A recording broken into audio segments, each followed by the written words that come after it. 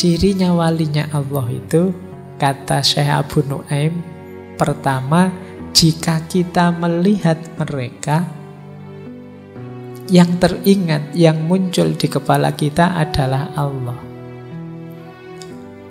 Jadi ini ada hadis riwayat Ibnu Abi Dunya. Suatu ketika Rasulullah ditanya, siapa sih wali-wali Allah itu? Beliau bersabda, wali Allah adalah orang yang jika dilihat dapat mengingatkan kita kepada Allah.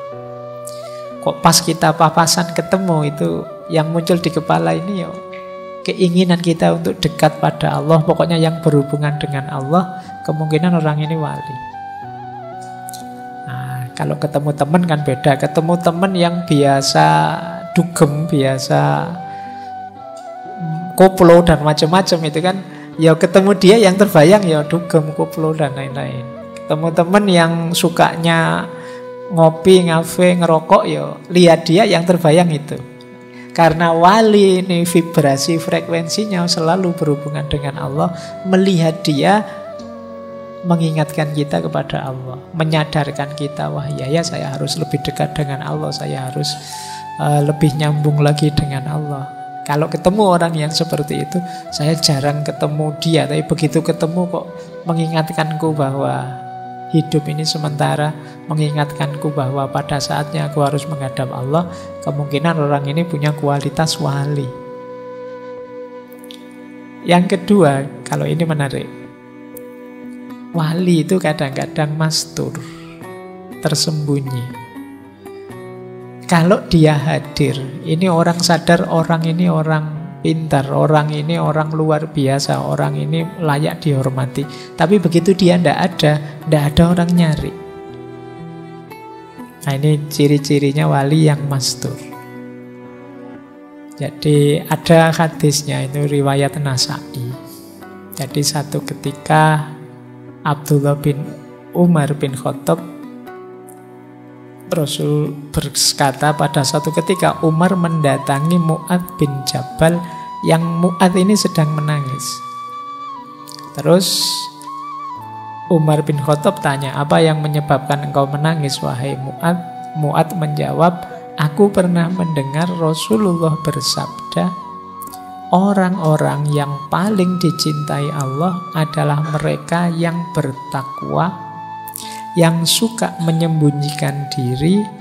Jika mereka tidak ada yang mencarinya, dan jika mereka hadir maka mereka tidak dikenal. Mereka adalah para imam petunjuk dan para pelita ilmu.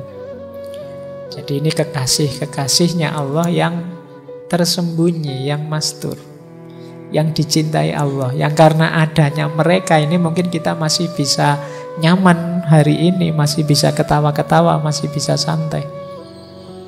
Kalau mereka sudah tidak ada semua, mungkin ya tidak lama lagi dunia ini akan hancur.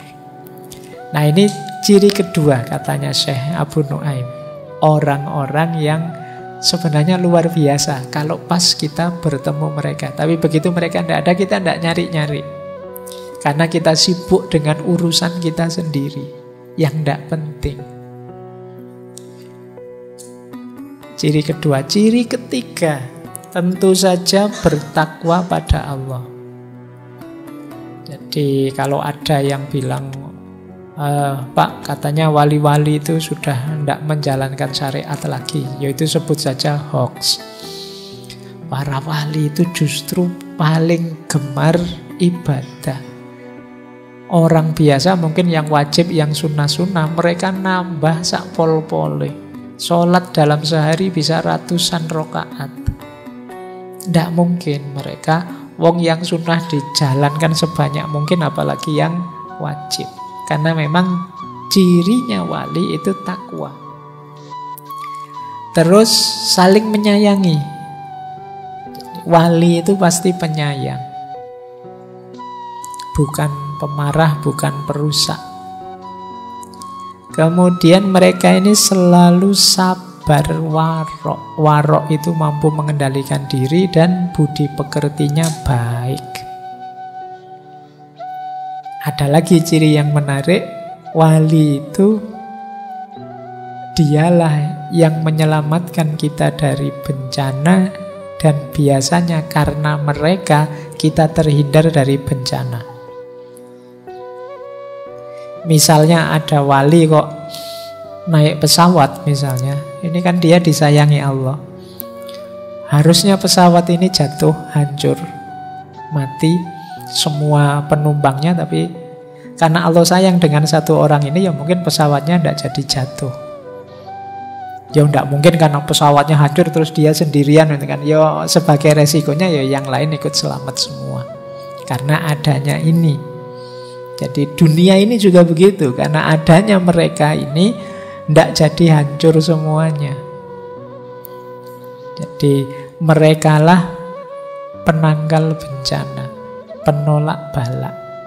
Selama masih ada mereka, ya karena masih ada kekasihnya di antara kita, ya Allah bisa menunda kemurkaannya pada kita. Ya, ilustrasinya seperti orang naik kereta atau naik pesawat tadi. Ketika Allah ingin menyelamatkan kekasihnya yang ada di pesawat, kan tidak mungkin terus pesawatnya hancur luar biasa terus hanya tinggal dia sendiri. Ya resikonya ya satu pesawat selamat semua. Nah ini kata Syekh Abu Nuaim, mereka ini menghindarkan dari bencana.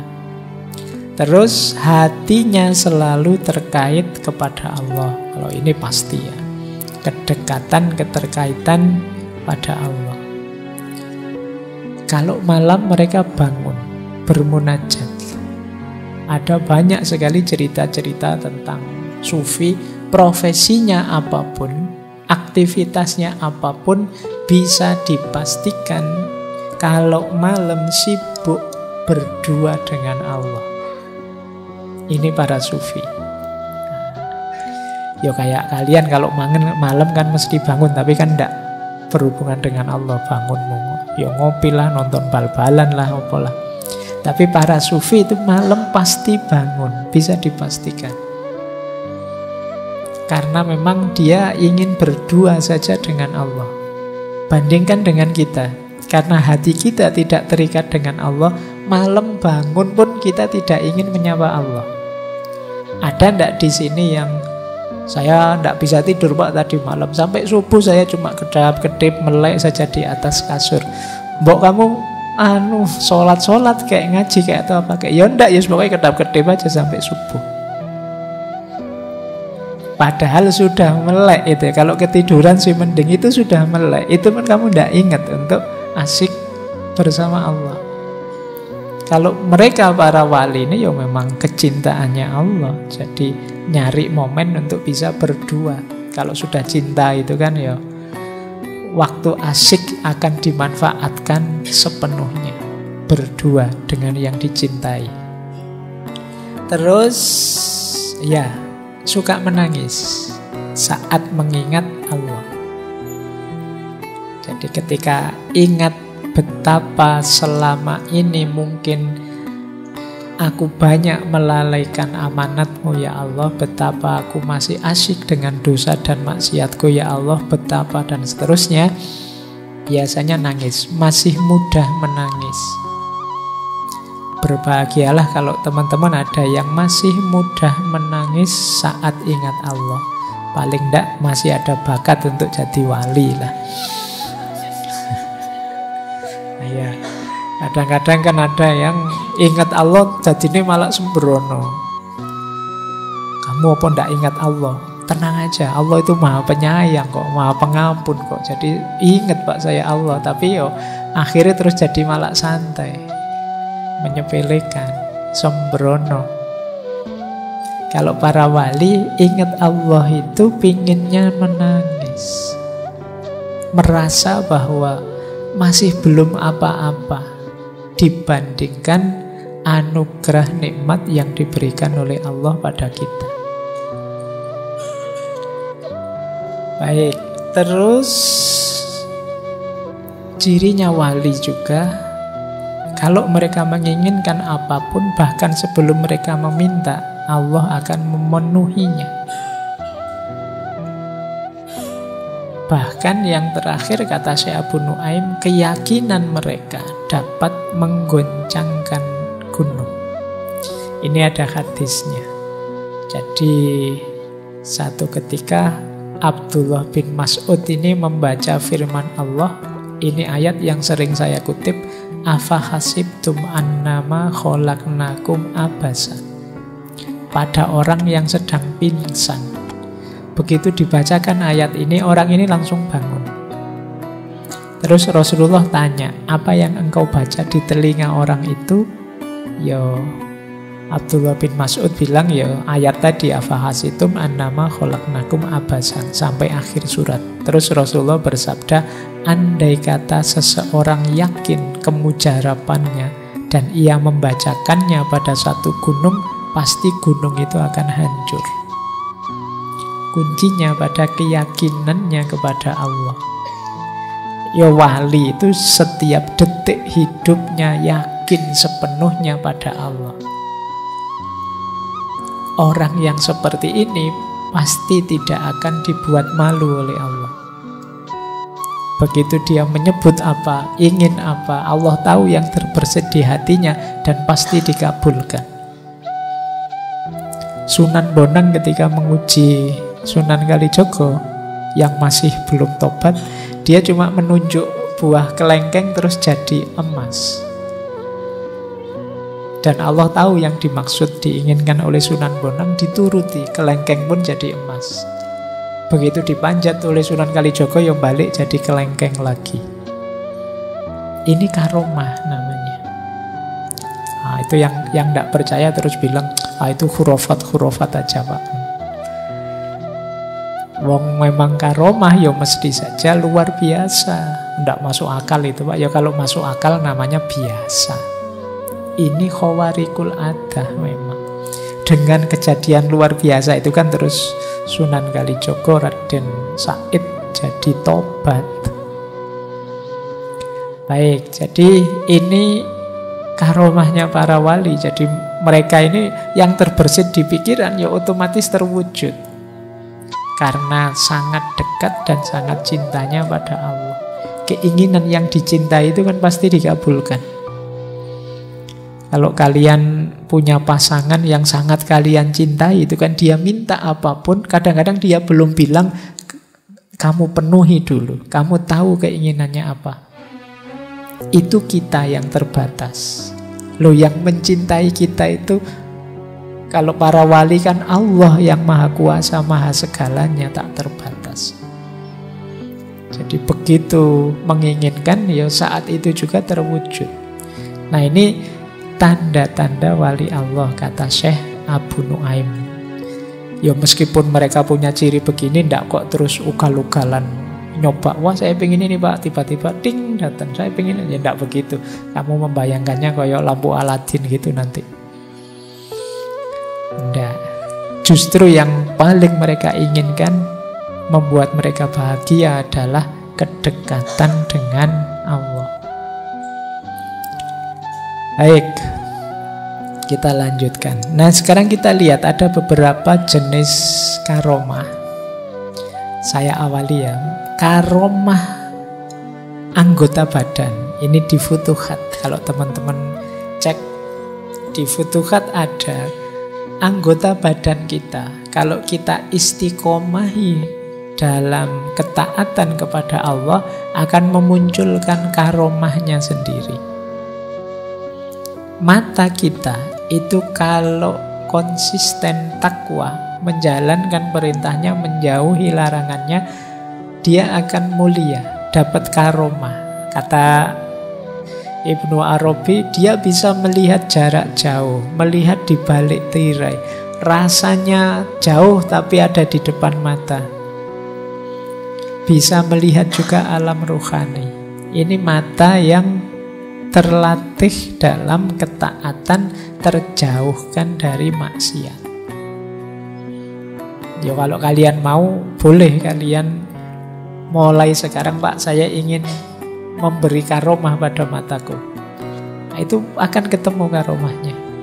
Atau kayak itu kalau di wayang itu kan ada istrinya Destarastra, itu Raja Hastina itu yang ditutup matanya dan akhirnya punya karomah luar biasa dari mata yang ditutup itu.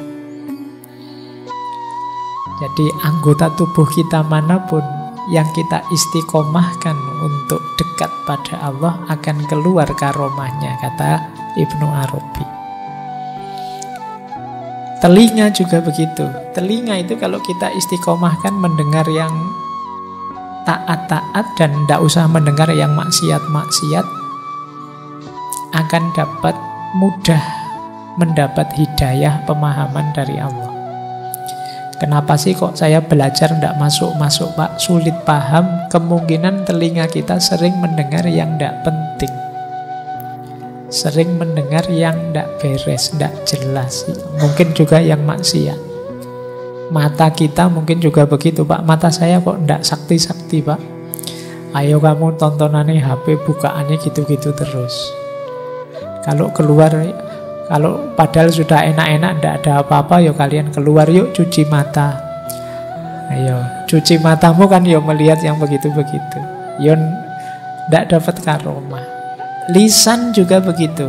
Kata Ibnu Arabi, lisan kita kalau terlatih taat, dia dapat berbicara dengan alam. Kita bisa berkomunikasi dengan sekeliling kita, tidak hanya manusia, termasuk alam yang lebih tinggi. Termasuk kita mampu menceritakan yang gaib yang akan terjadi. Tangan juga begitu. Tangan ini kalau kita latih untuk kebaikan saja, maka dia misalnya kata Ibnu Arabi bisa mengeluarkan cahaya. Banyak cerita di pertempuran umat Islam zaman dulu itu beberapa hanya menaburkan pasir ke arah musuh dan musuhnya tunggang langgang. Lari ya, bukan malah datang ngamuk. Kalau kalian kan kebalikannya, kamu nabur pasir dikejar-kejar dipukuli kamu. Enggak karomah wong kita ya. Jadi bahkan ada wali-wali tertentu itu kalau tangannya melambai ke udara terus dibuka ada emasnya, ada peraknya. Ini karomah. Perut juga begitu. Ayo kita jaga perut kita dari yang haram, kata Ibnu Arabi, maka dia akan menjaga kita pada akhirnya. Ada cerita Syekh Haris Al-Muhasibi itu begitu masuk makanan yang syubhat saja, perutnya langsung mual dan muntah. Jadi pada akhirnya dia menjaga dirinya sendiri. Kelamin juga begitu. Jagalah dari yang tidak beres-beres, tidak penting-penting, yang tidak halal-halal, akan ketemu rahasia kesehatan, rahasia kematian, bahkan kita akan punya kemampuan, kata Syekh Ibnu Arabi, menyembuhkan orang sakit. Kaki juga begitu. Yang tadi melipat bumi, jalan di atas air, jalan di udara, bisa kita dapat. Puncaknya di kolbu. Kolbu kita akan bisa menangkap rahasia ilahiyah, rahasia ketuhanan yang namanya makrifat. Oke, ini satu contoh ya, ilustrasi bagaimana karomah hadir karena ketaatan. Ada lagi karomah ilmu. Ada banyak cerita-cerita tentang karomah ketika orang menuntut jalan ilmu. Imam Syafi'i misalnya, bagaimana ada cerita satu malam bisa menyelesaikan 72 masalah. Atau Syekh Nawawi Al-Bantani ketika beliau menulis Marokil Ubudiyah, itu karena beliau dalam perjalanan idenya muncul, gagasannya muncul, tidak ada lampu. Maka beliau berdoa, ya Allah beri aku lampu, dan tangan beliau bercahaya jadi lampu. Ini karomah-karomah orang yang belajar. Imam Syafi'i yang beliau usianya 50-an bisa menulis karya sampai 200-an. Ini karomah. Kalian membayangkan nulis buku sebanyak itu bagaimana ya? Imam Jalaluddin As-Suyuti itu bahkan ada yang bilang karya beliau itu jumlahnya sampai 600-an lebih. Ada orang bisa nulis sampai 600. Zaman itu tidak ada laptop, tidak ada Google untuk di copy paste. Itu cara nulisnya bagaimana bisa sampai 600 buku. Ini bagian dari karomah. Sampai beliau digelari Ibnul Kutub, anaknya kitab. Bahkan ada cerita beliau ini lahirnya saja di perpustakaan. Iya, dan memang mungkin dapat barokahnya buku-buku perpus itu. Ya meskipun gitu nanti mbak-mbak ini ndak usah ya, nanti saya mau melahirkan dibawa ke rumah sakit, ndak mau, ke perpustakaan saja. Biar anaknya kayak Jalaluddin As-Suyuti. Baik, ini karomahnya ilmu. Ada lagi yang menarik, karomah dari kebaikan yang disembunyikan. Kalau kalian mampu, lakukan kebaikan, tapi jangan pamer. Tidak apa-apa, tidak ada orang tahu sekalipun. Akan muncul karomah dari situ. Kalau kita kan gatel kan, untuk tidak cerita itu, apalagi medsos tiap hari melambai-lambai. Kamu melakukan kebaikan apa saja, pengen cerita, pengen pamer. Yo, karomahnya tidak muncul. Dan masih banyak jalan karomah yang lain. Ini contoh saja, jalan-jalan menuju karomah. Tapi seperti saya bilang tadi, karomah bukan tujuan final. Karomah itu anugerah Allah yang ada kalanya bisa jadi ujian. Jadi seseorang yang diberi karomah oleh Allah seharusnya merasa bahwa dengan karomah itu dia tambah taat, tambah tawaduk, senantiasa bersyukur, tambah takut pada Allah. Kuatir jangan-jangan ini istidraj. Jangan sampai kita merasa bahwa kita berhak atas karomah. Orang yang merasa berhak atas karomah berarti dia sama sekali tidak layak. Berarti apa? Dia bersandar pada amalnya. Dia merasa kuasa menghadirkan keluar biasaan.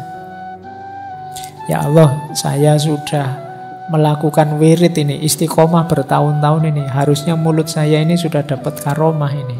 Menuntut itu, yaitu sebenarnya menunjukkan bahwa kita bersandar pada amal namanya. Padahal kalau dibandingkan nikmatnya Allah, meskipun Allah tidak memberi karomah pada kita, sudah tidak terhitung nikmatnya. Jadi begitu kita dapat karomah, kok kita merasa, oh ya memang pantas lah saya dapat karomah. Ibadahku luar biasa kok. Aku tiap hari wiritan, tidak berhenti-berhenti, kemana-mana bawa tasbih, subhanallah, subhanallah, ya pantas saja aku dapat karomah. Begitu kita merasa ini, saat itu juga drop makom kita. Kenapa? Kita merasa mampu menghadirkan karomah tadi. Kalau bahasa tasawufnya, kita bersandar pada amal, mengandalkan amal kita. Jadi berarti apa? Karomah itu hadir sepenuhnya prerogatifnya Allah. Jadi tidak sama sekali tergantung pada banyaknya amal kita. Meskipun banyaknya amal itu jadi jalan ridhonya Allah, yang antara lain bisa menghadirkan karomah. Jangan seperti iblis. Iblis itu merasa mulia, merasa lebih tinggi, merasa lebih berhak atas karomah sebagai khalifah di muka bumi dibandingkan Adam. Nah, ini gayanya iblis. Maka jangan kita aku sendiri, kita dagu sendiri bahwa yang layak dapat karomah itu aku. Makomku sudah tinggi, maka harusnya aku yang dapat karomah ini. Enggak. Jadi kemuliaan itu sepenuhnya haknya Allah. Yang bisa kita lakukan memberikan yang terbaik yang kita mampu untuk kita tambah dekat kepada Allah. Itulah hakikatnya karomah. terakhir, sehubungan dengan tema kita bulan ini muhasabah, maka pelajaran dari karomah sebenarnya ayo kita muhasabahi selama ini seperti apa respon kita, sikap kita tatkala kita mendapat anugerah dari Allah. Apakah membuat kita tambah dekat pada Allah, atau jangan-jangan membuat kita sombong, merasa besar, merasa penting, merasa terkenal, dan pada akhirnya kita tambah jauh dari Allah.